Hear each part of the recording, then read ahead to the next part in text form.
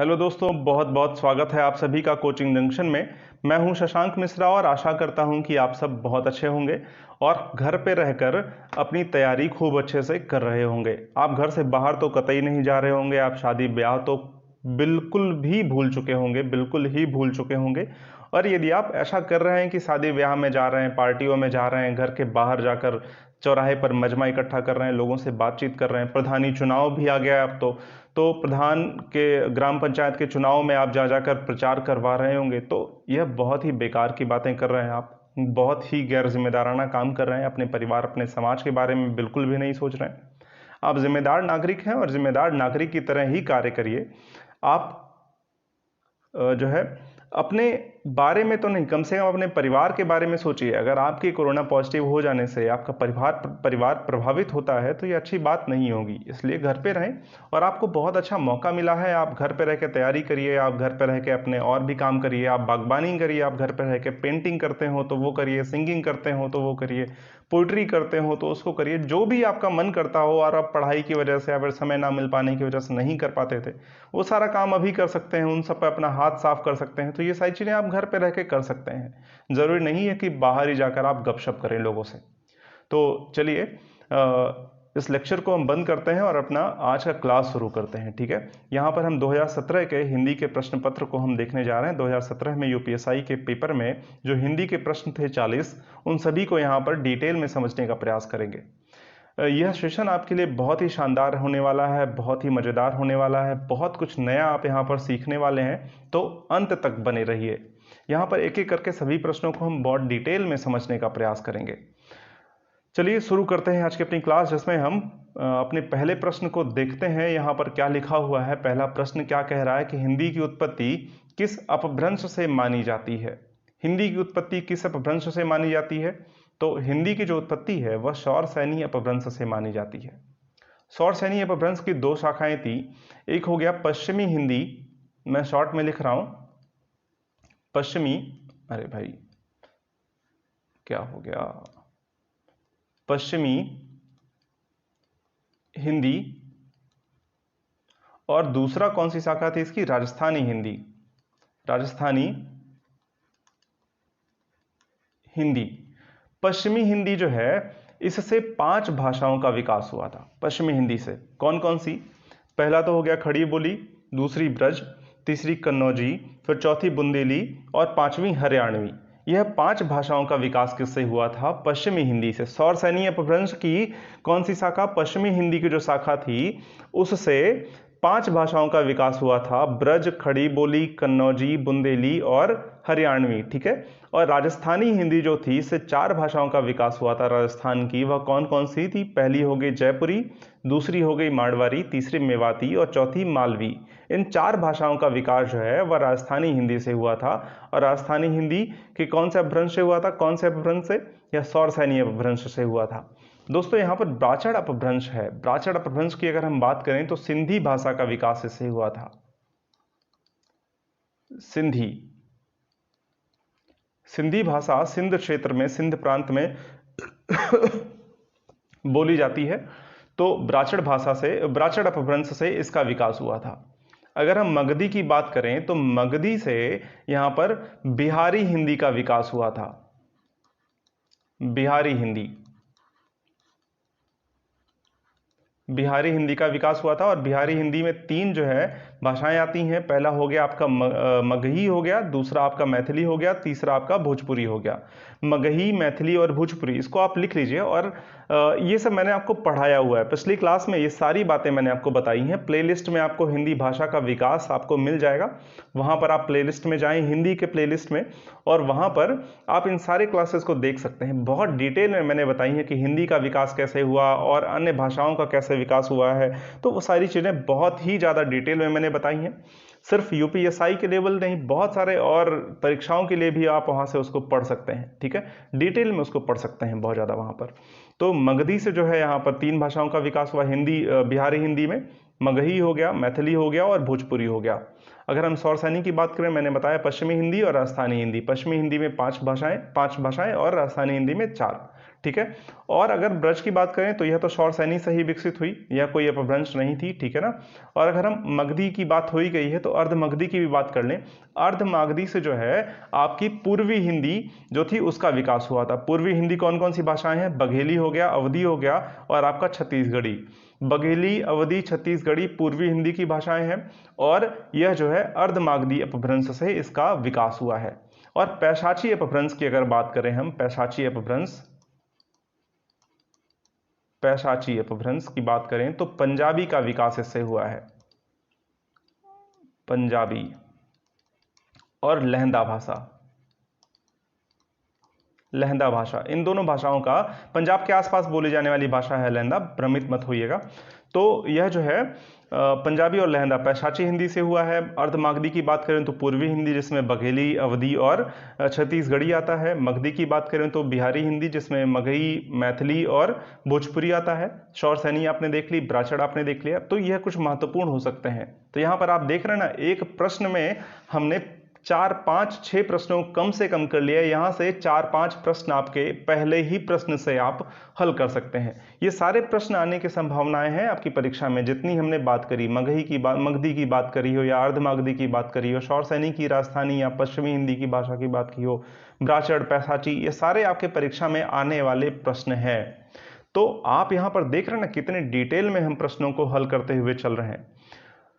बहुत ही महत्वपूर्ण है, इसलिए मैं बार बार कह रहा हूं अंत तक बने रहिएगा। इसी तरह से प्रत्येक प्रश्न में हम ऐसा देख के चलेंगे, हर विकल्प आपको एक प्रश्न देकर जाएगा यहां पर, ठीक है। तो अंत तक बने रहिए और नोट डाउन करते रहिए। हमारा जो अगला प्रश्न है वह है गौ शब्द का वचन पहचानिए। गौ शब्द का वचन आपको बताना है। कौन सा वचन है? सदा बहुवचन है कि सदा एक वचन है, एक वचन है या बहुवचन है। तो यहां पर जो हमारा विकल्प सही हो जाएगा, गौ शब्द एक वचन ही है। गौ शब्द एक वचन है, हमारा विकल्प बी सही हो जाएगा यहां पर। अच्छा, मैंने शायद इसमें नहीं बताया था क्या आपको कि हिंदी की उत्पत्ति किससे हुई है? तो हिंदी की उत्पत्ति शौरसैनी अपभ्रंश से हुई है, ठीक है। शौरसैनी पर मैंने आपको बताया तो था कि ब्रज, खड़ी बोली, इन सब का जो है खड़ी बोली हिंदी ही है।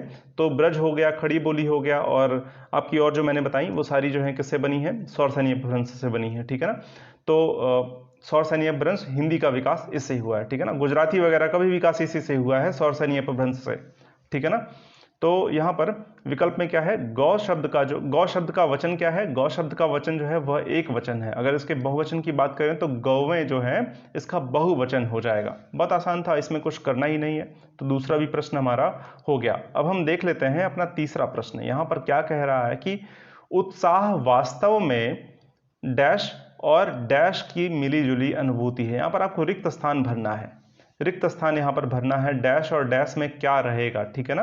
तो यहां पर लिखा हुआ है कि उत्साह वास्तव में डैश और डैश की मिलीजुली अनुभूति है। 4 विकल्प आपको दिए गए हैं, कर्म और मन, मन और कर्म, फल और कर्म, कर्म और फल, ठीक है ना। तो यहां पर 4 विकल्प आपको दिए गए। शुक्ल जी की ये पंक्तियां हैं और बहुत ही प्रसिद्ध पंक्तियां हैं। चिंतामणि से ली गई हैं पंक्तियां। चिंतामणि उनका निबंध संग्रह है, तो काफी प्रसिद्ध है यह उनकी रचना चिंतामणि, ठीक है ना। तो चिंतामणि से ली गई हैं यह पंक्तियां। उत्साह वास्तव में कर्म और फल की मिलीजुली अनुभूति है, जिसकी प्रेरणा से क्या होता है? तत्परता आती है। यह पूरी पंक्ति हो गई। उत्साह वास्तव में कर्म और फल की मिलीजुली अनुभूति है, जिसकी प्रेरणा से तत्परता आती है। यह पूरा वाक्य है, ठीक है ना। तो यहां पर हमारा विकल्प कौन सा सही हो जाएगा? विकल्प हमारा डी सही हो जाएगा, कर्म और फल। यहां पर कर्म होगा, कर्म, और यहां पर क्या होगा? फल। अब इसको पढ़िए कि उत्साह वास्तव में कर्म और फल की मिलीजुली अनुभूति है, जिसकी प्रेरणा से क्या होता है? तत्परता आती है, ठीक है ना। यह चिंतामणि की पंक्तियां हैं, शुक्ल जी की पंक्तियां हैं, रामचंद्र शुक्ल जी की पंक्तियां हैं। रामचंद्र शुक्ल जी का जन्म कहां हुआ था? बस्ती में हुआ था, यहीं उत्तर प्रदेश के जिले में, बस्ती के अगौना नामक ग्राम में, ठीक है ना।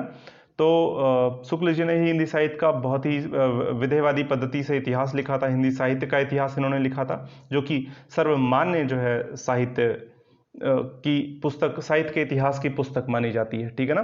तो यहां पर हमने देख लिया तीसरा प्रश्न। अब चौथा प्रश्न जो कह रहा है वह यह कहता है कि कठिन कार्य में सफलता प्राप्त करना, कठिन कार्य में सफलता प्राप्त करना, इस वाक्य के लिए उचित मुहावरा क्या होगा? कठिन कार्य में सफलता प्राप्त करना, इसके लिए उचित मुहावरा क्या होगा? जान हथेली पर रखना, छक्के छुड़ाना, गढ़ जीत लेना या गंगा नहान। यहां पर जान हथेली पर रखना मतलब क्या होता है? खतरा मोल लेना, ठीक है ना। यह तो होगा नहीं। जान हथेली पर रखना मतलब खतरा मोल लेना, यह तो होगा नहीं। छक्के छुड़ाना मतलब एकदम से जो है परास्त, बुरी तरीके से परास्त कर देना, बुरी तरीके से किसी को हरा देना, छक्के छुड़ा देना उसका, ठीक है ना। गढ़ जीत लेना, कठिन कार्य में सफलता प्राप्त करने का मतलब क्या हो गया? गढ़ जीत लेना। यह जो है कौन सा मुहावरा इसके लिए प्रयुक्त होगा? सी, ऑप्शन सी उचित मुहावरा क्या होगा इसके लिए? गढ़ जीत लेना, ठीक है ना। कठिन कार्य में सफलता प्राप्त करना, गढ़ जीतने का मतलब क्या होता है? कठिन कार्य में सफलता प्राप्त करना। गंगा नहाना, यह चौथा विकल्प है, गंगा नहाना। इसका अर्थ हो गया अपने कार्य से निश्चिंत हो जाना, कार्य को करने के बाद जो भी निश्चिंतता आती है उससे कहते हैं गंगा नहाना, ठीक है ना। तो हमारा यह भी विकल्प गलत हो जाएगा। हमारा विकल्प कौन सा सही है? विकल्प हमारा सी सही है। अब हम अगला प्रश्न देख लेते हैं अपना। यहां पर हमारा अगला प्रश्न है कि कवि का सही बहुवचन रूप बताइए। कवि का सही बहुवचन रूप क्या होगा? कवि वर्ग, कविगण, कविजन या कविवृंद। क्या होगा इसका सही बहुवचन? इसका सही बहुवचन जो है वह हो जाएगा कविजन, कविजन। ऑप्शन सी हमारा सही हो जाएगा। यहां पर कुछ विशेष करना नहीं है। यहां पर जो व्याख्या वाला बात होगा, जो व्याख्या वाला प्रश्न होगा उसको हम खूब डिटेल में व्याख्या कर लेंगे, और जिसमें व्याख्या नहीं किया जा सकता है उसको सिर्फ उत्तर देखकर हम समझ लेंगे, ठीक है ना। तो यहां पर कवि का सही बहुवचन क्या है? कवि का सही बहुवचन कविजन है, ठीक है ना। हमारा विकल्प सी सही हो जाएगा यहां पर। अब अगला प्रश्न कहता है, रामू की तो ऐसी आदत हो गई है कि गोदी में बैठकर दाढ़ी नोचे। रामू की तो ऐसी आदत हो गई है कि गोदी में बैठकर दाढ़ी नोचे। इस वाक्य में प्रयुक्त लोकोक्ति का अर्थ क्या है? गोदी में बैठकर दाढ़ी नोचे, यह लोकोक्ति है ना। इस लोकोक्ति का क्या आशय है, यह आपसे पूछा जा रहा है। तो गोदी में बैठकर दाढ़ी नोचना, आप सीधा सीधा देख रहे हैं, आप किसी के गोदी में बैठे हुए हैं, इसका मतलब क्या करना? कोई आपको अपनी गोदी पर में बिठाया हुआ है, इसका मतलब वो आपका भला चाहने वाला कोई होगा ना, आपको प्यार करने वाला कोई होगा, और आप उसकी ही दाढ़ी नोचना शुरू कर दें, इसका मतलब आप दुष्टता कर रहे हैं ना। तो यहां पर सीधा सीधा आपको दिख रहा है, जिसने आपको गोदी में बिठाया आप उसकी ही दाढ़ी नोच रहे हो, तो मतलब जिसने आपके साथ भला किया है उसी के साथ आप दुष्टता कर रहे हैं, ठीक है ना। बात आपको समझ में आ रही ना क्या कह रहा हूं? यहां पर क्या हो जाएगा हमारा सही उत्तर? यहां पर गोदी में बैठकर दाढ़ी नोचने का जो आशय है वह क्या हो जाएगा? भलाई पर भी दुष्टता। यानी अगर आप किसी की भलाई करते हैं और वह आपके साथ दुष्टता करता है तो आप क्या कहते हैं कि यह गोदी में बैठकर ही दाढ़ी नोच रहा है, ठीक है ना। मतलब मैंने उसके साथ भलाई किया और वह हम ही को परेशान कर रहा है, ठीक है ना। तो यह बात आपको समझ में आ रही है, यह एक लोकोक्ति है। आपको जिसने गोदी में बिठाया वो आपका शुभचिंतक होगा, वो आपका भलाई चाहने वाला होगा, आपसे प्रेम करने वाला होगा ना। और यदि आप उसकी दाढ़ी नोच रहे हैं तो इसका मतलब आप दुष्टता कर रहे हैं उसके साथ, ठीक है ना। तो सीधी सी बात है, हमारा विकल्प क्या सही हो जाएगा? विकल्प हमारा बी सही हो जाएगा। छठे का हमारा विकल्प बी सही हो जाएगा। अब सातवां जो प्रश्न है वह कहता है, प्रेरणा स्टूडियो जाएगी। अच्छा, प्रेरणा को फोटो खिंचाना है, वह स्टूडियो जाएगी, लेकिन चूंकि प्रेरणा स्टूडियो जा रही है तो वह सज धज कर जाएगी, और यह कब जाएगी? या जो है उसको सजने में टाइम भी तो लग सकता है भाई, तो कब जाएगी यह जो है निश्चित नहीं हो पाएगा, ठीक है ना। आप प्रेरणा के बारे में नहीं कह सकते कि वह इतने बजे जाएगी, इसलिए लिखा भी नहीं है प्रश्नकर्ता ने, ठीक है ना, कि प्रेरणा 7 बजे जाएगी, 8 बजे, क्योंकि उसको ही नहीं पता है, वो तो मेकअप में कितना समय लगाए, ठीक है ना। तो चलिए, ये मजाक की बातें हो गई। प्रेरणा स्टूडियो जाएगी में काल का भेद बताइए। अपूर्ण वर्तमान काल है, या सामान्य वर्तमान काल है, सामान्य भविष्य काल है, संभाव्य भविष्य काल है। तो यहां पर प्रेरणा स्टूडियो जाएगी में कौन सा काल हो सकता है? सामान्य तौर पर बात की जा रही है कि प्रेरणा कहां जाएगी? स्टूडियो जाएगी, फोटो खिंचाने जाएगी, ठीक है ना। तो अच्छा, यहां पर फोटो स्टूडियो नहीं लिखा है, लेकिन मैं इसका आशय जो है स्टूडियो का, फोटो स्टूडियो से ही ले रहा हूं, ठीक है ना। वो किसी और दूसरे स्टूडियो में भी जा सकती है, ठीक है ना। तो यहां पर सामान्य भविष्य काल हो जाएगा, ठीक है ना। या सामान्य भविष्य काल, यानी सीधा भविष्य की तो बात हो रही। प्रेरणा कहां जा रही है? जाएगी स्टूडियो जाएगी, स्टूडियो जाएगी मतलब भविष्य की बात हो रही है, और सामान्य बात है तो सामान्य भविष्य काल यह हो जाएगा, ठीक है ना। हमारा विकल्प कौन सा सही हो जाएगा? विकल्प सी सही हो जाएगा। यहां पर जहां एक शब्द के अनेक अर्थ निकलें वहां कौन सा अलंकार होता है? जहां पर एक शब्द के कई अर्थ निकलते हो वहां पर कौन सा अलंकार हो जाता है? तो यहां पर जो हमारा सही विकल्प होगा वह क्या होगा? श्लेष होगा, ठीक है ना। श्लेष का अर्थ क्या होता है? चिपका हुआ, ठीक है ना। जब दो चीजें चिपकी हुई उसको श्लेष कहते हैं। तो एक ही शब्द में जब दो अर्थ चिपके होंगे तो वह क्या होगा? श्लेष अलंकार होगा, ठीक है ना। यहां पर क्या लिखा हुआ? जब एक शब्द के अनेक अर्थ निकलते हो, तो एक शब्द में कई अर्थ होंगे ना, तो यानी कि कई अर्थ चिपके हुए हैं, ठीक है ना, यही ना। तो श्लेष का अर्थ भी होता है चिपका हुआ, आपस में चिपका हुआ, ठीक है ना, जो एक प्रतीत हो, ऐसा चिपक जाए जो वह लगे कि एक ही है, ठीक है ना, दो चीजें आपस में चिपक गई हो और लगे कि एक ही है, ठीक है ना, उसको हम श्लेष बोलते हैं। तो यहां पर जहां पर ऐसा हुआ कि एक ही शब्द में दो दो अर्थ निकलेंगे वह क्या हो जाएगा? श्लेष अलंकार हो जाएगा, ठीक है ना, यहां पर श्लेष हो जाएगा वह। तो यह हमारा क्या हो जाएगा? श्लेष। जैसे यहां पर अगर हम बात करें कि एक दोहा आता है ना बिहारी जी का कि मेरी भवबाधा हरो राधा नागर सोए, जातन की छाई पर है श्याम हरित दुति होए। यहां पर श्याम और हरित दो शब्द है ना, इन दोनों शब्दों के 69 मीनिंग्स होते हैं। 69 जो है अर्थ निकलते हैं, ठीक है ना, यानी कि श्याम और हरित शब्द के 69 और अर्थ निकाले जा सकते हैं, यानी कि श्याम और हरित में जो है कई अर्थ हैं, ठीक है ना, तो अनेक अर्थ निकल रहे हैं। तो यानी यह जो दोहा है ये काफी अच्छा उदाहरण है आपके श्लेष अलंकार का। बहुत सारे उदाहरण मैंने आपको जब अलंकार पढ़ाया तो वहां पर बताया था। उपमा अलंकार मैंने आपको बताया था, जहां पर किसी चीज की उपमा की जा रही होगी वहां होगा। अनुप्रास अलंकार भी मैंने आपको बताया था। काफी डिटेल में हमने अलंकारों की चर्चा कर ली है, ठीक है ना।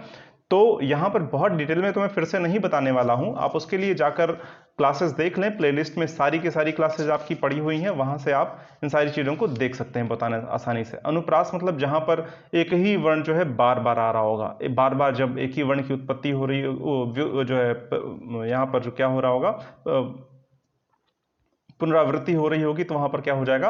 अनुप्रास अलंकार हो जाएगा। जैसे तरणि तनुजा तड़तमाल तरुवर बोछाएं, तौता की जो है यहाँ पर पुनरावृत्ति हो रही है। रूपक अलंकार जहां पर किसी चीज को उसके जिससे तुलना कर रहे हैं उसी से मान लिया, जैसे चरण कमल, ठीक है ना, यानी जो चरण है वह कमल की तरह है, कमल ही जो है वह चरण की तरह है, जो भी है, ठीक है ना। जैसे जो चरण है वह कमल ही है, ठीक है ना, यहां पर कह दिया गया, यानी कि चरण को कमल ही कह दिया गया हो तो यह रूपक अलंकार हो जाएगा। और उपमा क्या हो जाएगा? चांद सा मुख, यहां पर चंद्रमा की तरह मुख की बात की, चंद्रमा मुख है यह नहीं कहा जा रहा है, चंद्रमा की तरह मुख की बात की जा रही है, तुलना किया जा रहा है, लेकिन रूपक में यह नहीं होगा। चंद्रमुखी जो हो जाएगा, चंद्रमा जो है मुख है, ठीक है ना, जो उसका मुख है वह चंद्रमा ही है, ऐसा मान लिया जाएगा यहाँ पर, तो वह रूपक हो जाएगा। लेकिन अगर कह दिया जाएगा उसका मुख चंद्रमा की तरह है तो वह उपमा हो जाएगा। बात आपको समझ में आ गई होगी। अगर नहीं समझ में आ रही है तो आप जाकर वहां से क्लास को देख लें। आप अलंकार के सारे क्लासेस को वहां पर देख सकते हैं, जो भी 2-3 पार्ट्स में मैंने अलंकार 2-3 क्लासेस में समझा दिया है खूब अच्छे से। प्लेलिस्ट में जाएं, सारे के सारे क्लास आपको लाइन से मिल जाएंगे, बहुत डिटेल में सारी चीजें आपको वहां पर समझा दी गई हैं, ठीक है ना। तो इसका जो हमारा विकल्प सही है वह क्या हो जाएगा? श्लेष अलंकार सही हो जाएगा। अब हम देख लेते हैं अपना अगला प्रश्न। हमारा अगला प्रश्न है कि इनमें से कौन सा शब्द स्त्रीलिंग की पहचान नहीं करवाता है? भाषाएं, भाषाएं तो स्त्रीलिंग ही है ना, भाषाएं बोली जाती हैं, भाषाएं बोले नहीं जाते, ठीक है ना, भाषाएं बोली जाती हैं। तो भाषा जो है वह स्त्रीलिंग होती है, ठीक है ना। नदियां, नदियां भी स्त्रीलिंग होती है, नदियां बहती हैं, बोलियां भी बोली जाती हैं, नदियां भी, बोलियां जो है क्या हो जाएंगी? हमारी स्त्रीलिंग हो जाएंगी। लेकिन देश जो है होता है, ठीक है ना, देश क्या हो जाएगा? हमारा पुल्लिंग हो जाएगा। तो स्त्रीलिंग की पहचान कौन नहीं करवा रहा है? यहां पर स्त्रीलिंग की पहचान देश नहीं करवा रहा है, तो हमारा सही विकल्प ऑप्शन बी हो जाएगा। हमारा विकल्प बी सही हो जाएगा। देश जो है वह पुल्लिंग होता है, स्त्रीलिंग नहीं होता है। अब अगला प्रश्न है कि 3 बेर खाती थी 3 बेर खाती है, यह किस अलंकार का उदाहरण है?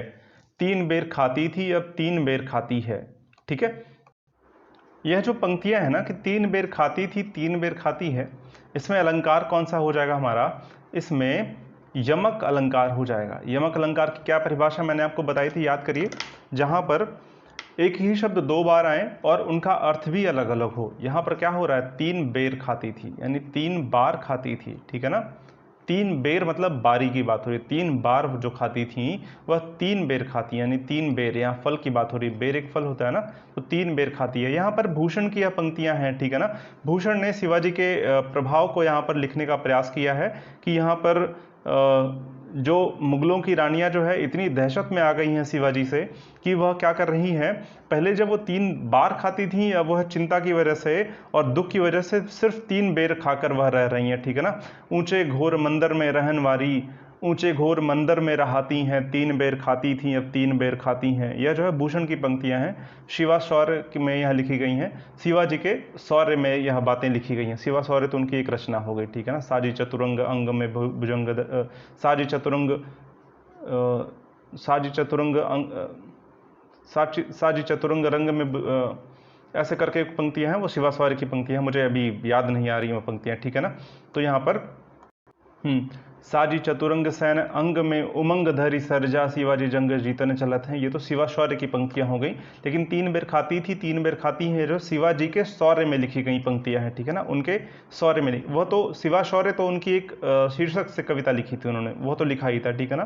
लेकिन यह शिवाजी के शौर्य में लिखी गई पंक्तियां हैं, तो इसको जो है काफ़ी ध्यान में रखिएगा। ये अतिरिक्त जानकारी थोड़ी सी हो गई आपके लिए, परीक्षा में तो नहीं पूछा जाएगा कि यह जो है किसकी पंक्तियां हैं और कहाँ से ली गई हैं, ठीक है ना। लेकिन यह कौन सा अलंकार है आपसे पूछा जाएगा। तो कौन सा अलंकार है आपका, यमक अलंकार है। और मैंने आपको बताया था, जब मैं अलंकार बता रहा था तो इस उदाहरण के साथ मैंने आपको बताया था, और वहां पर भी मैंने ये सारी बातें आपको बताई थी, ठीक है ना। अब यहाँ पर अगला प्रश्न है कि इलाहाबादी अमरूद मीठे होते हैं। इलाहाबादी अमरूद मीठे होते हैं, यहाँ पर अमरूद तो मीठे होते ही हैं, ठीक है ना।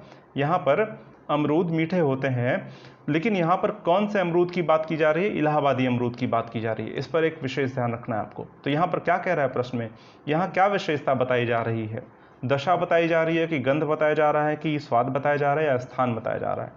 तो यहाँ पर किसकी विशेषता बताई जा रही है, यहाँ पर स्थान की विशेषता ना, कि इलाहाबाद के जो अंगूर हैं, अमरूद हैं, वह मीठे होते हैं, तो स्थान की विशेषता। तो यहाँ पर हमारा विकल्प क्या सही हो जाएगा, हमारा विकल्प डी सही हो जाएगा, ठीक है ना। स्थान जो है वह सही हो जाएगा। अब 12वां प्रश्न क्या कहता है, कहानी शब्द का बहुवचन क्या होगा। इसमें कुछ करना नहीं है आपको, एक ना पढ़ने वाला बच्चा भी इसको बड़े आराम से कर लेगा। यहाँ पर ऑप्शन बी हमारा सही हो जाएगा, विकल्प बी सही हो जाएगा। कहानियाँ, सीधी सी बात है, कहानी में यहाँ पर ई की मात्रा आई है ना, बड़ी की मात्रा। जैसे ही इसका बहुवचन बढ़ाएंगे तो यह छोटी ही हो जाएगा और बाद में या लग जाएगा, ठीक है ना। यहाँ पर ना पर छोटी की मात्रा लगा दीजिए और आगे या लिख दीजिए, ठीक है ना। जैसे जवानी, जवानियाँ, ठीक है ना, कहानी, कहानियाँ, इस तरह से यह बन जाएगा। जहाँ पर बड़ी की मात्रा हो ना में, उसमें छोटी की मात्रा लगाकर या लगाकर उसमें चंद्रबिंदी लगा दीजिए, तो वह बहुवचन बन जाता है, ठीक है ना। जब हम एकवचन बहुवचन पढ़ेंगे तो वहाँ पर इन सारी चीज़ों को भी अच्छे से देख लेंगे। पढ़ना क्या है, यह बहुत आसान है, 1-2 क्लासेस में इसको बहुत अच्छे से हम लोग समझ लेंगे अगर क्लास होती है इसकी, ठीक है ना। तो कहानी शब्द का बहुवचन क्या हो जाएगा, कहानियाँ हो जाएगा। अब अगला यहाँ कह रहे हैं कि वर्तनी की दृष्टि से शुद्ध शब्द छांटिए। वर्तनी की दृष्टि से शुद्ध शब्द आपका कौन सा है, यह आपसे पूछा जा रहा है। अभिराम, अभिराम या अभिराम या अभिरम, यह चारों में से कौन सा आपको सही लग रहा है। आपको विकल्प सी सही लग रहा है और विकल्प सी सही भी है, ठीक है ना। अभिराम होता है, अभिराम का अर्थ क्या होता है, अभिराम का अर्थ होता है जो मोहक हो, जो अच्छा लगता हो, ठीक है ना, जो सुंदर लगता हो, ठीक है ना, उसको अभिराम कहते हैं, ठीक है ना। तो हमारा विकल्प सी सही हो जाएगा।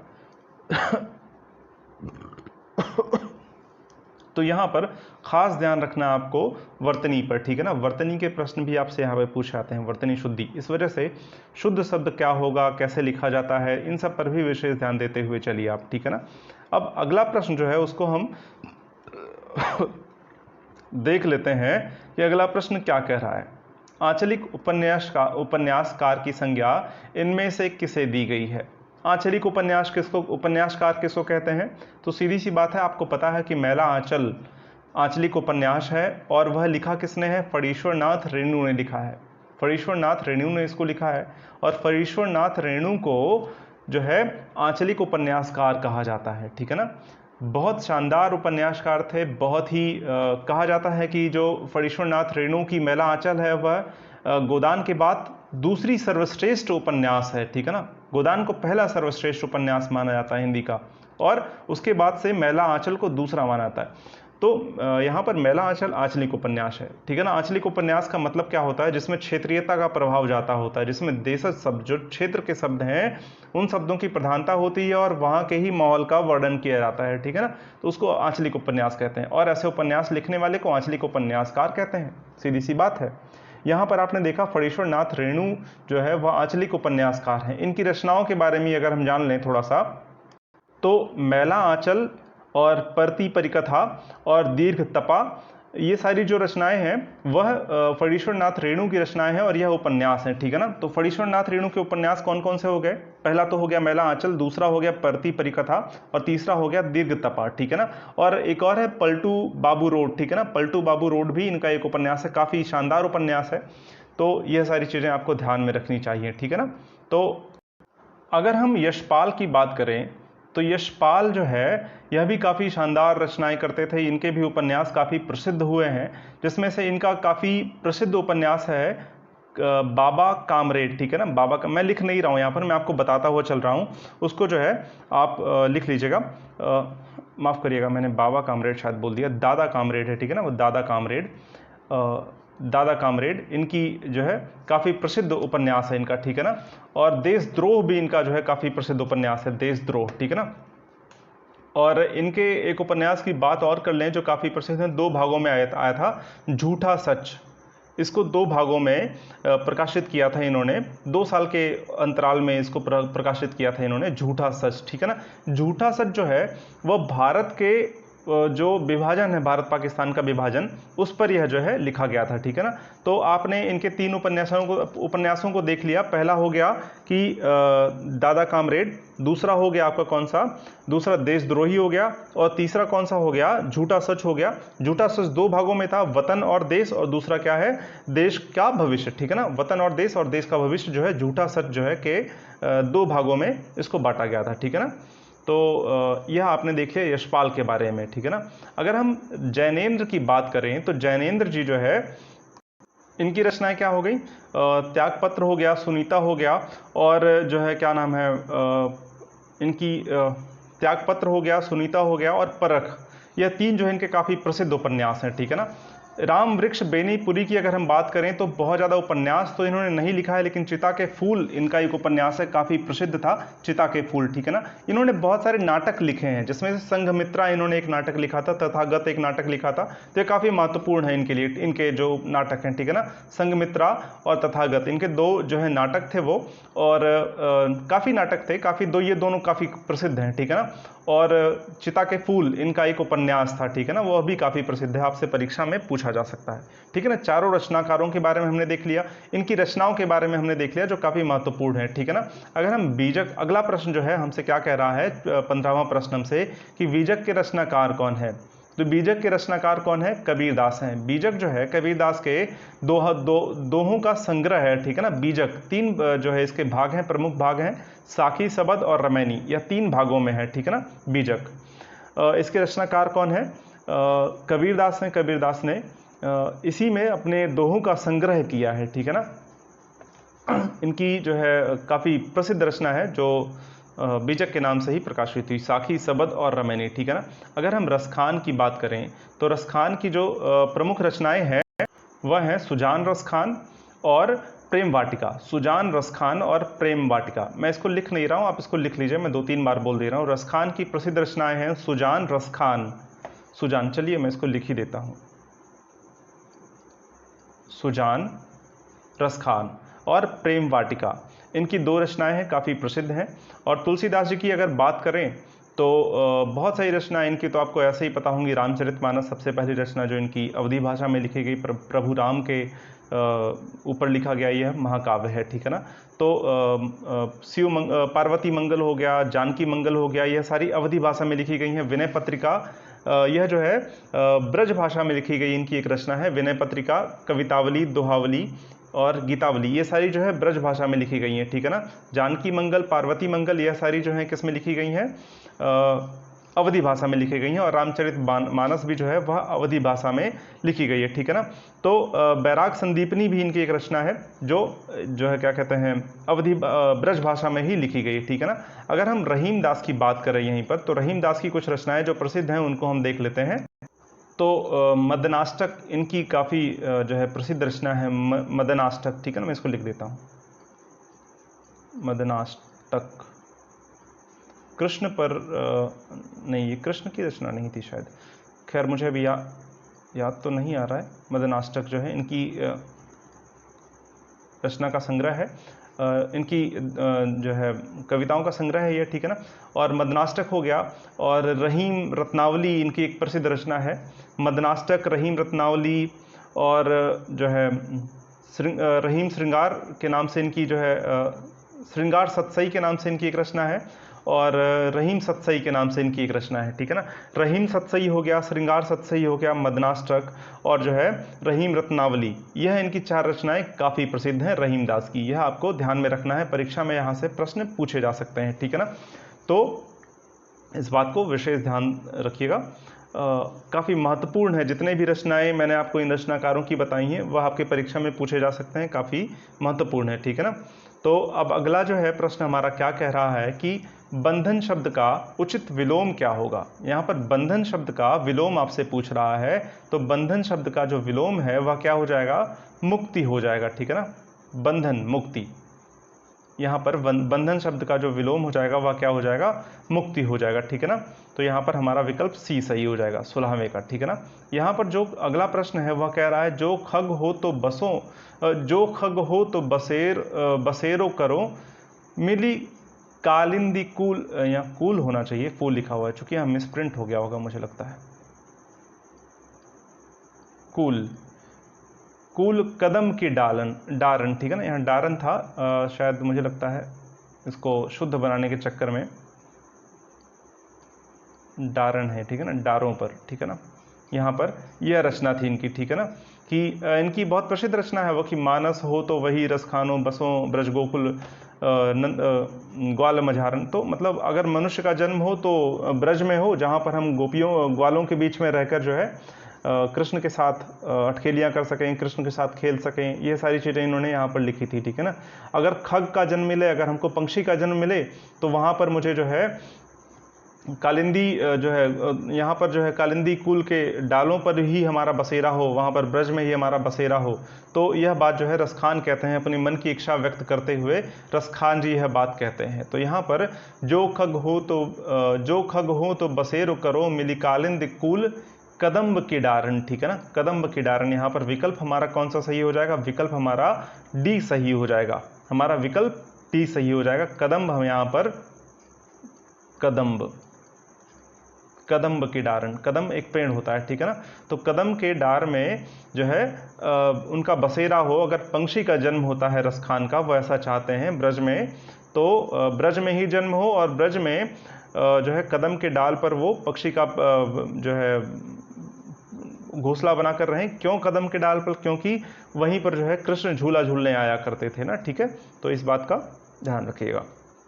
अब जो अगला प्रश्न है वह कहता है कि अज्ञेय जी को किस कृति पर भारतीय ज्ञानपीठ पुरस्कार मिला था। किस कृति पर इनको जो है ज्ञानपीठ पुरस्कार मिला था। तो इनको कितने नावों में कितनी बार, कितनी नावों में कितनी बार के लिए जो है इनको क्या मिला था, भारतीय ज्ञानपीठ पुरस्कार मिला था अज्ञेय जी को, ठीक है ना। भारतीय ज्ञानपीठ पुरस्कार किसके लिए मिला था, इनको कितनी नावों में कितनी बार रचना के लिए मिला था, ठीक है ना। और यह कब मिला था, 1978 में मिला था, ठीक है ना। कितनी नावों में कितनी बार के लिए भारतीय ज्ञानपीठ पुरस्कार 1978 में इनको मिला था, ठीक है ना। अब अगला प्रश्न जो है वह कहता है संयोग शब्द में उपसर्ग एवं मूल शब्द कौन सा है। संयोग शब्द में उपसर्ग और मूल शब्द क्या है, ठीक है ना। मतलब कुल मिला जुलाकर यहाँ पर आपको कंफ्यूज करने की कोशिश कर रहे हैं, आप इसका संधि विच्छेद कर दीजिए। संधि विच्छेद आपसे यहाँ पर पूछ रहा है, ठीक है ना। अब यहाँ पर आप सोच में पड़ जाएं कि उपसर्ग और मूल शब्द पूछ रहा है, यह क्या है, ठीक है ना, नया नहीं है कुछ इसमें। यहाँ पर आपसे संधि पूछ रहा है कि संधि विच्छेद इसका कर दीजिए, संधि विच्छेद क्या होगा इसका, ठीक है ना। तो संयोग का जो संधि विच्छेद होगा वह समधन योग होगा। जब मैंने संधि पढ़ाई थी तो मैंने आपको यह बताया होगा, ठीक है ना। तो समधन योग, यह व्यंजन संधि है, ठीक है ना। तो व्यंजन संधि यहाँ पर हो रहा है, समधन योग। हमारा विकल्प क्या सही हो जाएगा, हमारा विकल्प सी सही हो जाएगा। आप संधि की क्लासेस वहाँ से जाकर देख सकते हैं प्लेलिस्ट में, वहाँ पर इन सारी चीज़ों को मैंने खूब अच्छे से समझा दिया है। अब अगला प्रश्न है कि निम्नलिखित में से अनुपयुक्त समानार्थी जोड़ा पहचानिए। जो उपयुक्त नहीं है ऐसे शब्द, समानार्थी शब्दों के यहाँ पर जोड़ा बनाया गया है, लेकिन जो सही समानार्थी नहीं है उनको आपको पहचानना है। पहला है बादल और नीर, दूसरा है केश और बाल, तीसरा है केला और कंदली, चौथा है द्रव्य और वित्त, ठीक है ना। यहाँ पर बादल मतलब बादल, आप देख ही रहे हैं बादल जो होता है, नीर मतलब होता है पानी, केश मतलब बाल होता है और बाल मतलब भी बाल ही होता है, केला फल है और कदली भी फल है, ठीक है ना। द्रव्य मतलब जो है आपका जो भी द्रव्य है वह, और वित्त मतलब धन, ठीक है ना। तो यह दोनों भी लगभग समानार्थी हैं, केश और बाल भी समानार्थी हैं, केला और कदली भी लगभग सेम ही है। लेकिन बादल और नीर तो अलग अलग चीज़ें हो गई ना। बादल अलग है, बादल मतलब बादल, और नीर मतलब पानी होता है, ठीक है ना। तो हमारा विकल्प ए सही हो जाएगा। यहाँ पर यह दोनों जो है अनुपयुक्त तो समानार्थी लग रहे हैं, इस वजह से हमारा विकल्प ए सही हो जाएगा, ठीक है ना। अगला प्रश्न क्या कहते हैं कि आंख खोली देखो तो ना घन है ना घन श्याम, ठीक है ना। यह काफ़ी प्रसिद्ध रचना थी जो है देव की, कवि देव की काफ़ी प्रसिद्ध रचना है यह, ठीक है ना। आंख खोली देखो तो ना घन है ना घन श्याम, ठीक है ना। मतलब देव जो है सपना देख रहे हैं और वह सपने में जो है देखते हैं कि बादल खूब झूम रहा है और वह कृष्ण के साथ जो है घूम रहे हैं, ठीक है ना। लेकिन जैसे ही आँख खुलता हुआ देखते हैं ना तो बादल हैं और ना ही घनश्याम है। यहाँ पर घन है ना घनश्याम, मतलब घन मतलब बादल ना घनश्याम, ठीक है ना। ना ही श्याम है। वह सपने में क्या देखते हैं, ऊपर कई पंक्तियों में है तो वह सारी पंक्तियाँ तो मैं यहाँ नहीं पढ़ने वाला हूँ, तो आप जब इसको पढ़िएगा तो वहाँ पर इसकी बात की गई है, ठीक है ना। वहाँ पर यह क्या कहते हैं कि सपने में क्या हो रहा है कि यहाँ पर बादल खूब घेरे हुए हैं और वहाँ पर बारिश हो रही है, ठीक है ना। और वहाँ पर वह कृष्ण के साथ खेल रहे हैं, ठीक है ना। वहाँ पर कृष्ण के साथ जो है इनकी जो है चीज़ें हो रही हैं बाकी, तो जो भी पंक्तियों में आती हैं काफ़ी व्याख्या है, ठीक है ना। वहाँ पर यहाँ पर क्या हो रहा है, लेकिन जैसे ही उनका आँख खुलता है, जैसे ही वह सपना टूटता है तो वह क्या देखते हैं कि वहाँ पर ना घनश्याम है ना ही बादल है, ठीक है ना। तो यह पंक्ति कविदेव की है। तो हमारा कौन सा विकल्प यहाँ पर सही हो जाएगा, घन और घनश्याम हमारा यहाँ पर सही हो जाएगा। आँख ही खोल देखो तो ना घन है ना घन श्याम। चलिए इसकी ये पूरी पंक्तियाँ मैं बता ही देता हूँ क्या है कि जहरी जहरी झीनी बूंदे परती मानो गहरी गहरी घटा घेरी है गगन में। यानी कि ऐसा जो है झीनी झीनी बूंदें पड़ रही हैं, ऐसा लग रहा है जैसे पूरे आसमान में बादल पूरे तरीके से घिरे हुए हैं और वहाँ पर कृष्ण जो है इनके साथ आकर झूला झूल रहे हैं और बाकी चीज़ें और भी जो कार्य कर रहे हो कृष्ण कवि देव के साथ, ठीक है ना। लेकिन जैसे ही आंखें खुलती हैं तो उनको यह सपना मालूम होता है और ना ही उनको बादल दिखाई देते हैं और ना ही घनश्याम दिखाई देते हैं, ना घन दिखाई देता है और ना ही घनश्याम दिखाई देते हैं, ठीक है ना। तो यह बातें यहाँ कह रहे हैं कवि देव कह रहे हैं, ठीक है ना। तो विकल्प हमारा कौन सा सही हो जाएगा, विकल्प हमारा सी सही हो जाएगा यहाँ पर। अब अगला जो प्रश्न है वह कहता है कि उषा उदास आती है में कौन सा अलंकार है। उषा उदास आती है, यानी कि जो उषा है वह उदास है, वह इसमें कौन सा अलंकार है। मतलब जो सुबह है, जो भोर है, वह क्या है, उदास है। यहाँ पर देखिए भोर की बात तुलना किससे की गई है, मानवीकरण। उदास होना तो मनुष्यों का गुण है ना, उदास होना, खुश होना, दुखी होना, ये सारी चीज़ें जो है, गुस्सा होना मनुष्यों का गुण है। लेकिन यहाँ पर भोर को जो है कहा गया है कि भोर जो है उदास है, तो यहाँ पर भोर को जो है मानवीयकृत कर दिया गया है ना, भोर का मानवीकरण कर दिया गया है। तो यहाँ पर कौन सा अलंकार हो जाएगा, मानवीयकरण अलंकार हो जाएगा। बात आपको समझ में आ रही है ना, यहाँ पर मानवीयकरण अलंकार हो जाएगा। अलंकार का बहुत ही विस्तार में मैंने जो है क्लासेस आपको दे रखी हैं, वहाँ पर इसको देख लीजिएगा, सारे के सारे यहाँ पर अलंकार आपके क्लियर हो जाएंगे वहाँ पर, ठीक है ना। तो एक बार उसको जरूर जाके देखिएगा, बहुत ही फायदा आपको वहाँ से मिलने वाला है। अब अगला प्रश्न हम देख लेते हैं। अगला प्रश्न क्या कह रहा है कि हमारा समाज उन्नति के पथ पर, एक मिनट, हमारा समाज उन्नति के पथ में है, हमारा समाज उन्नति के पथ में है, इस वाक्य में किस प्रकार की अशुद्धि है। हमारा समाज उन्नति के पथ में है, इस वाक्य में किस प्रकार की अशुद्धि है। तो यहाँ पर आपको मैं जब कल कारक पढ़ा रहा था तो मैंने आपको बताया था कि यहाँ पर जो है अधिकरण कारक में और पर जो है होता है, यहाँ पर उन्नति के पथ पर होना चाहिए ना, उन्नति के पथ पर, यहाँ में नहीं पर होना चाहिए, और यह अधिकरण कारक होगा, ठीक है ना। यहाँ पर दो तरह के अधिकरण होते हैं, आधार होते हैं, एक आंतरिक एक बाह्य। तो यहाँ पर बाह्य आधार की बात की जाएगी ना, पद में तो कुछ हो नहीं सकता है, पथ पर होगा ना। तो यहाँ पर कारक में अशुद्धि है और कारक कौन सा, अधिकरण कारक, ठीक है ना। तो बात आपको समझ में आ गई होगी। कल की क्लास आप देख लें, अगर आपने नहीं देखी है वहाँ पर यह भी क्लियर हो जाएगा आपका, ठीक है ना। तो अगला प्रश्न है कि निम्नलिखित वाक्यों में से शुद्ध वाक्य पहचानिए। अशुद्ध वाक्य पहचानी, आपसे शुद्ध नहीं अशुद्ध कह रहा है, ठीक है ना, अशुद्ध वाक्य पहचानने की बात कर रहा है, ठीक है ना। तो पहला वाक्य क्या है, उसे जल्दी घर आना था, उसे जल्दी घर जाना था, मुझे वहां नहीं जाना है। तीसरा है, वे लोग जा रहे हैं, पिता ने मेरे से कहा, पिता ने मेरे से कहा नहीं, पिता ने मुझसे कहा, मुझसे कहा, ठीक है ना, यह सही होगा, पिता ने मुझसे कहा। तो यहां पर कौन सा विकल्प हमारा अशुद्ध है, विकल्प डी हमारा अशुद्ध है, इस बात का ध्यान रखना है आपको। यहां पर पिता ने मेरे से कहा नहीं होगा, पिता ने मुझसे कहा होगा, ठीक है ना। अब अगला जो प्रश्न है वह हम देख लेते हैं। यहां पर अगला प्रश्न है, संधि के 3 भेद होते हैं, संधि के 3 भेद होते हैं, मैंने आपको बताया था, स्वर संधि, विसर्ग संधि और व्यंजन संधि, ठीक है ना। यह 3 जो है स्वर होते हैं, जो है संधि होते हैं, ठीक है ना। अब यहाँ पर पहला तो दे दिया है स्वर संधि, दूसरा आपसे पूछ रहा है कौन सा है, और तीसरा आपसे पूछ रहा है व्यंजन और विसर्ग। हमारा विकल्प कौन सा सही हो जाएगा, ए सही हो जाएगा। क्योंकि मैंने बहुत डिटेल में सारी बातें बता रखी हैं, तो यहाँ पर बहुत ज़्यादा समय हम नहीं लेंगे इस प्रश्न में, और व्याख्या करने लायक है ही क्या, मैंने आपको बता ही रखा है, ठीक है ना, पहले से। तो यहाँ पर अगला प्रश्न हम देख लेते हैं। अगला प्रश्न हमारा क्या है कि सौमित्र शब्द निम्न में से किसका समानार्थी है, यानी कि सौमित्र किसको कहते हैं, लक्ष्मण को कहते हैं, अर्जुन को कहते हैं, या भीम को कहते हैं, या राम को कहते हैं, ठीक है ना। तो लक्ष्मण को सौमित्र कहते हैं, क्योंकि सुमित्रा उनकी माता का नाम था, ठीक है ना, उनकी माता का नाम लक्ष्मण, भगवान लक्ष्मण के माता का क्या नाम था, सुमित्रा था, माता सुमित्रा उनकी माता का नाम था।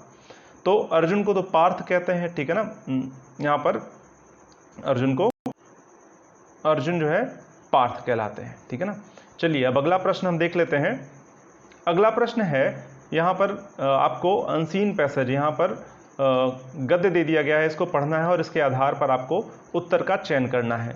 यहाँ पर क्या लिखा हुआ है, यहाँ पर गद्यांश क्या है कि विज्ञापन आज के औद्योगिक युग में बहुत महत्व रखते हैं। विज्ञापन आज के औद्योगिक युग में बहुत महत्व रखते हैं, व्यापारी के नज़रिए से भी, आम जनता के दृष्टि से भी। विज्ञापन व्यापारी को लाभ देने के प्रयत्न हेतु तैयार किए जाते हैं, जबकि विज्ञापन पर होने वाला संपूर्ण खर्च उपभोक्ताओं पर ही परोक्ष रूप से पड़ता है।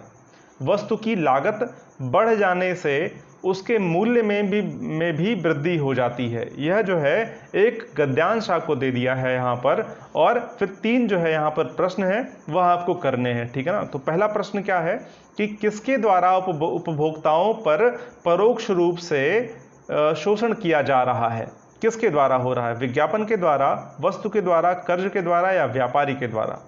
तो यहाँ पर आपको सीधा सीधा उत्तर दिख रहा है कि विज्ञापन के द्वारा परोक्ष रूप से, क्योंकि विज्ञापन पर होने वाला खर्च व्यापारी कैसे निकालेगा, विज्ञापन पर होने वाला खर्च जो है व्यापारी अपने सामान को बेचकर निकालेगा, और किसको बेचेगा, उपभोक्ता को ही बेचेगा। तो उपभोक्ताओं को उस विज्ञापन का भी बोझ सहना पड़ रहा है। तो विज्ञापन क्या है, शोषणकारी है ना। तो यहाँ पर विकल्प हमारा कौन सा सही हो जाएगा, विकल्प हमारा ए सही हो जाएगा। अब अगला प्रश्न है कि विज्ञापन किसके लिए लाभदायक है। विज्ञापन व्यापारी के लिए लाभदायक है, इसमें कुछ सोचना ही नहीं है। आज के औद्योगिक युग में किसका महत्व बढ़ता जा रहा है, आज के औद्योगिक युग में किसका महत्व बढ़ता जा रहा है, विज्ञापनों के प्रचार प्रसार का महत्व बढ़ता जा रहा है। यहाँ पर व्यापार में तो एक सीधा सा फंडा है कि जो दिखता है वही बिकता है, और दिखाने के लिए आपको विज्ञापन करना ही पड़ेगा, ठीक है ना। तो विज्ञापन के प्रचार प्रसार का महत्व बढ़ता जा रहा है। अब अगला प्रश्न हम देख लेते हैं कि श्रीलाल शुक्ल को उनकी किस कृति के लिए व्यास सम्मान प्रदान किया गया था। तो इनको जो है किस कृति के लिए व्यास सम्मान दिया गया था। तो विकल्प हमारा है आदमी, सीमाएं टूटती हैं, अज्ञातवास, या विश्रामपुर का संत। तो इनको विश्रामपुर के संत के लिए क्या किया गया था, व्यास सम्मान से सम्मानित किया गया था, ठीक है ना। व्यास सम्मान से इनको सम्मानित किया गया था, किसके लिए, विश्रामपुर का संत के लिए, ठीक है ना। इनकी रचना है इनकी एक और प्रसिद्ध रचना है राग दरबारी, जिसके लिए 1968 में इनको जो है साहित्य अकादमी पुरस्कार दिया गया था, राग दरबारी के लिए। राग दरबारी बहुत शानदार उपन्यास है, उसको पढ़िएगा, बहुत ही शानदार उपन्यास है, एकदम नशा हो जाएगा आपको उसको पढ़ेंगे तो। राग दरबारी के लिए 1978 में 68 में इनको क्या किया गया था, साहित्य अकादमी पुरस्कार दिया गया था। एक बात का और ध्यान रखना है, इनको पद्म भूषण भी मिल चुका है 2008 में। श्रीलाल शुक्ल को पद्म भूषण अवार्ड से सम्मानित किया गया था, सम्मान से सम्मानित किया गया था। और कब किया गया था, 2008 में इनको सम्मानित किया गया था, ठीक है ना। 2008 में, ठीक है ना। तो ये कुछ संभावित प्रश्न हो सकते थे श्रीलाल शुक्ल के बारे में, ये आपको ध्यान में रखना है, ठीक है ना। अब यहाँ पर आपसे अगला प्रश्न पूछा जा रहा है कि मुद्रित महीपति मंदिर आए, सेवक सचिव सुमंत बुलाए, ठीक है ना। यहाँ पर कह रहे हैं कि मुद्रित महीपति मंदिर आए, सेवक सचिव सुमंत बुलाए। यह अयोध्या कांड की पंक्तियां हैं, तुलसीदास जी की रचना है, ठीक है ना। यहाँ पर दशरथ आते हैं प्रसन्न होकर और मंदिर मतलब महल के अंदर घुसते हैं और सेवक सचिव जो हैं, उनके मंत्री जो हैं, सुमंत को बुलाते हैं, ठीक है ना। दशरथ अपने मंत्री को, यहाँ पर क्या हो रहा है, राम का राज्याभिषेक हो रहा है, उस समय की यह पंक्तियां हैं, ठीक है ना। राम का राज्याभिषेक हो रहा है और दशरथ आते हैं और अपने सेवक को वहां पर बुलाते हैं, ठीक है ना। अयोध्या कांड की यह पंक्तियां हैं, ठीक है ना, चौपाई है।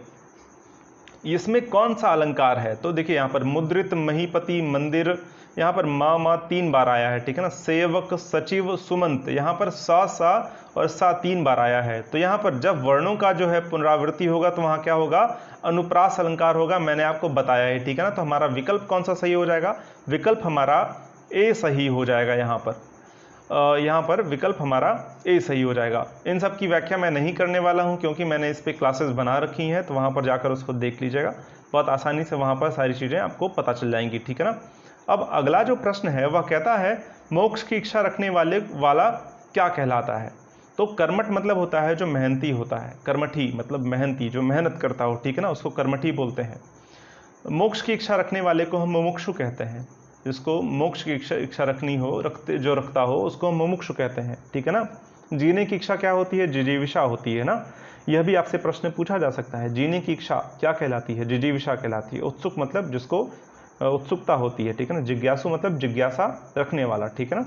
तो यह हो गया आपका प्रश्न नंबर 32, ठीक है ना। यहाँ पर हमारा विकल्प कौन सा सही है, हमारा विकल्प बी सही है। अब हम अपना अगला प्रश्न देख लेते हैं। एक तो करेला लोकोक्ति को पूर्ण करिए, डैश लिखा हुआ है यहाँ पर, ठीक है ना। इस लोकोक्ति को पूरा करिए। एक तो करेला दूजा भांग पर चढ़ा, दूजा भांग चढ़ा। एक करेला है, दूजा वो भांग चढ़ गया है, यह गलत हो जाएगा। दूजा पेड़ चढ़ा, यह भी गलत हो जाएगा। दूजा पेड़ भला, यह भी गलत है। दूजा नीम चढ़ा, हमारा विकल्प कौन सा सही हो जाएगा, हमारा विकल्प डी सही हो जाएगा। बहुत ही प्रसिद्ध लोकोक्ति है, एक तो करेला दूजा नीम चढ़ा, ठीक है ना। विकल्प डी सही हो जाएगा, इसमें कुछ करना नहीं है, आपको ध्यान रखना है, ठीक है ना। तो अब अगला जो प्रश्न है वह कहता है कि उचित शब्द से रिक्त स्थानों की पूर्ति करें। 252 वैष्णव की वार्ता, ठीक है ना, गोकुलदास की रचना है, ठीक है ना। गोकुलदास की रचना है 252 वैष्णव की वार्ता। 52 यहाँ पर विकल्प में है ना, 52 वैष्णव की वार्ता, विकल्प डी हमारा सही हो जाएगा। 252 वैष्णव की वार्ता और 84 वैष्णव की वार्ता, ठीक है ना, यह दोनों इनकी रचना है। 84 वैष्णव अगर आ गया तो यह भी इन्हीं की रचना है। और यह दोनों जो है कवियों के बारे में, यह हिंदी साहित्य के इतिहास लिखने की पहली पुस्तकें कही जा सकती हैं गोकुलदास की, ठीक है ना। उस दौर की पहली पुस्तकें कही जा सकती हैं जिसमें 252 कवियों के बारे में लिखा था और एक बार 84 कवियों के बारे में लिखा था। 84 वैष्णव की वार्ता हो गई, जिसमें 252 कवियों के बारे में लिखा, वह जो है 252 वैष्णव की वार्ता हो गई, ठीक है ना। गोकुलदास ने इसको लिखा है, इस बात का आपको ध्यान में रखना है। तो यह बातें हो गई, ठीक है ना। नाभादास की एक रचना और है भक्तमाल, उसका भी आपको ध्यान रखना है। नाभादास की रचना भक्तमाल में भी जो है बहुत सारे कवियों का उल्लेख किया गया है। यह भी इतिहास के जो है यहाँ से भी साक्ष्य मिलते हैं, हिंदी साहित्य के इतिहास के बहुत सारे कवियों ने, बहुत सारे जो है साहित्यकारों ने, इतिहासकारों ने, हिंदी साहित्य के इतिहासकारों ने इन सबको साक्ष्य बनाया था इतिहास लिखने में, ठीक है ना। तो 252 वैष्णवन की वार्ता और 84 वैष्णवन की वार्ता, यह दोनों गोकुलदास की रचना है, ठीक है ना। इस बात का आपको ध्यान में रखना है। यहाँ पर 34वां का कौन सा हमारा विकल्प सही है, 34वां का डी ऑप्शन हमारा सही है। सिक्का जमाना मुहावरे का क्या अर्थ है। सिक्का जमाना मुहावरे का अर्थ है यहाँ पर सफलता प्राप्त करना, प्रभाव स्थापित करना, कड़ी टक्कर देना या जीत कर जाना, ठीक है ना। तो हमारा विकल्प कौन सा सही हो जाएगा, हमारा विकल्प बी सही हो जाएगा। प्रभाव स्थापित करना मतलब सिक्का जमाना, ठीक है ना। सिक्का जमाना मतलब प्रभाव स्थापित करना।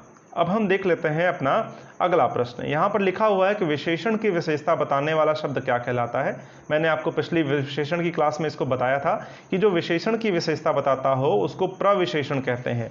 जैसे मैंने आपको बताया था कि आम बहुत मीठा है, आम मीठा है मतलब आम की विशेषता बता रहे हैं, लेकिन जब बहुत लगा दिया मीठा के पहले तो मतलब मीठे की विशेषता है ना कि मीठा कितना मीठा, बहुत अधिक मीठा, तो बहुत शब्द क्या हो गया, प्रविशेषण हो जाएगा। ठीक है ना, इस बात को समझना है। ठीक है ना, तो प्रविशेषण क्या हो जाएगा, जो विशेषण की भी विशेषता बताता हो। ठीक है ना, अब अगले प्रश्न को हम देख लेते हैं। अगला प्रश्न क्या है कि निम्नलिखित में से कौन सा कोकिल का समानार्थी शब्द नहीं है। कोकिल का समानार्थी कौन सा नहीं है। कोकिल मतलब होता है कोयल। ठीक है ना, तो यहाँ पर पिक मतलब होता है कोयल, कोयल ही होता है पिक मतलब। ठीक है ना, तो मधुकरी मतलब मधुकर या मधुकरी से ही बना होगा या, ठीक है ना, मधुकर। ठीक है ना, तो कोयल भी तो कोयल को, कोकिल को ही कहते हैं। श्यामा मतलब कोयल ही होता है, तो यह कोयल, श्यामा और पिक यह तो कोकिल के ही समानार्थी शब्द हो गए, लेकिन मधुकरी मतलब भौरा हो सकता है। तो भौरा, मधुकर या मधुकरी, मुझे लगता है यह मादा होगा। मधुकर का मादा जो है वह मधुकरी होगा, भौरी। ठीक है ना, तो कुल मिला जुलाकर, या फिर ऐसा भी हो सकता है, मधुकरी का अर्थ होता है जो भिक्षुक होते हैं ना, जब वो भिक्षा मांगने जाते हैं तो उनको जो खाने के लिए चीज़ें मिल जाती हैं तत्काल भोजन के लिए, ठीक है ना, उसको जो है मधुकरी कहते हैं। ठीक है ना, तो आपने गांव में सुना होगा भिक्षा मांगते वक्त कुछ जो है खाने पीने की चीज़ें जब वो मांगते हैं और वो खाते हैं आपसे, तो उसको मधुकरी कहा जाता है। ठीक है ना, तो यह भी इसका हो सकता है यहाँ पर। लेकिन यहाँ पंक्षी की बात हो रही है या फिर उड़ने वाले किसी जीव की बात करें तो मधुकर, आप भौरे को कह सकते हैं, कोयल और भौरा इस तरह से इससे कह सकते हैं। वहाँ पर तो बड़ा संदर्भ ही हटकर हो जाएगा। ठीक है ना, भिक्षा मांगने से अगर इसको जोड़ा जाए। ठीक है ना, तो मधुकर या मधुकरी या भौरा होता है। ठीक है ना, अब अगला प्रश्न हम देख लेते हैं कि हमारा भावी जीवन निसंदेह उज्ज्वल होगा। हमारा भावी जीवन निसंदेह उज्ज्वल होगा। यहाँ पर उज्ज्वल गलत लिखा है यहाँ पर। ठीक है ना, वर्तनी शुद्धि में ध्यान रखिएगा। उज्ज्वल जो है इस तरह नहीं लिखा जाता, यह गलत है, तुरंत काटिए इसको। उज्ज्वल ऐसे लिखा जाएगा। ठीक है ना, उज्ज्वल आधा जा रहेगा दोनों, वर्तनी शुद्धि में ऐसे। ये प्रश्न तो अक्सर ही मुझे लगता है फेवरेट होगा, हर बार किसी न किसी परीक्षा में तो पूछ ही लिया जाता है। उज्ज्वल कैसे लिखा जाएगा, उज्ज्वल इस तरह से लिखा जाएगा। ठीक है ना, तो इसमें रेखांकित शब्द का विलोम बताना है। इसमें कौन सा शब्द रेखांकित है, यहाँ पर तो कोई भी शब्द रेखांकित नहीं है भाई। तो यहाँ पर जब कोई शब्द रेखांकित नहीं है तो चलिए विकल्प से ही हम इसका उत्तर ढूंढने का प्रयास करते हैं। तो पूर्व, अतीत, भविष्य, वर्तमान, तो यहाँ पर तो हमारा तो हो नहीं सकता रेखांकित, भावी हो सकता है। यहाँ पर भावी मतलब होता है जो भविष्य है। ठीक है ना, भावी मतलब आने वाला समय। ठीक है ना, तो यहाँ पर जब भावी को रेखांकित करते हैं हम, तो यहाँ पर हमको विकल्प मिल जाता है, इसका मतलब यही रेखांकित रहा होगा। ठीक है ना, भावी ही रेखांकित रहा होगा। तो यहाँ पर क्या हो जा रहा है हमारा, भावी अगर रेखांकित करते हैं हम तो भावी का जो विलोम हो जाएगा वह क्या हो जाएगा, अतीत हो जाएगा, यानी आने वाला। अतीत मतलब जो बीत गया है। ठीक है ना, जो बीत गया वह अतीत हो गया, जो आने वाला है वह भावी हो गया, तो इसका विलोम क्या हो जाएगा, अतीत हो जाएगा। ठीक है ना, अब अगले प्रश्न को हम देख लेते हैं कि निम्नलिखित वाक्यों में से कौन सा कथन अशुद्ध है। अशुद्ध कथन आपको छांटना है। हमारे पास समय कम है, हम लोगों की भीड़ कल लोगों की भीड़ जमेगी, कहाँ जाना है, शायद बारिश हो रही है। ठीक है ना, इन चारों में से कौन सा विकल्प हमारा सही है, ये आपसे पूछा जा रहा है। तो हमारे पास समय कम है, यह तो सही है। कहाँ जाना है, यह भी सही है। शायद बारिश हो रही है, यह भी सही है। हम लोगों की भीड़ जमेगी, हम लोगों की माफ़ करिए, कल लोगों की भीड़ जमेगी, यह अशुद्ध वाक्य है। ठीक है ना, कल लोगों की भीड़ जमेगी यह शुद्ध हो जाएगा। तो विकल्प हमारा कौन सा सही है, विकल्प हमारा बी सही है। ठीक है ना, अगला प्रश्न हम देख लेते हैं, भवानी शब्द का पुल्लिंग शब्द क्या है। भवानी शब्द का पुल्लिंग शब्द सीधी सी बात है वह भगवान होता है। विकल्प हमारा डी यहाँ पर सही हो जाएगा, विकल्प हमारा डी सही हो जाएगा। तो ये जो प्रश्न है यह 2017 के प्रश्न है। 40 प्रश्न यहाँ पर 40 प्रश्न पूछे गए थे, इन सब का हमने व्याख्या सहित हल देख लिया और बहुत डिटेल में चीज़ों को यहाँ पर हमने समझ लिया। ठीक है ना, तो जो भी यहाँ पर मैंने आपको अतिरिक्त बताया है विकल्पों से या फिर और भी जो प्रश्न यहाँ पे बन सकते थे उन सबको मैंने आपको समझा दिया है। तो यहाँ से भी प्रश्न पूछे जा सकते हैं आपसे, निश्चित तौर पर पूछे जा सकते हैं, इसलिए सभी को बहुत अच्छे से पढ़ के जाइएगा, अच्छे से पढ़ के जाइएगा। यदि आपको यह सेशन थोड़ा सा भी लाभदायक लगा हो तो हमारा उत्साहवर्धन करें और लोगों तक इसको जरूर शेयर करें और अपने सुझाव कमेंट बॉक्स में जरूर दें। मेहनत से पढ़ते रहिए और बाहर कम जाइए, घूमने मत जाइए और अपने परिवार का, अपने समाज का, अपने देश का काफ़ी ध्यान रखें, अपना भी ध्यान रखें। मास्क और सैनिटाइजर का खासकर प्रयोग करें, ये आपको पता ही है, आप विद्वान लोग हैं, इसमें बार बार बताने की कोई आवश्यकता है नहीं। और अपना इम्यूनिटी भी बढ़ाएं, फिर भी मैं आपको बता ही दे रहा हूँ, ठीक है ना। चलिए, बहुत बहुत शुक्रिया, बहुत मेहनत से पढ़ते रहिए, धन्यवाद।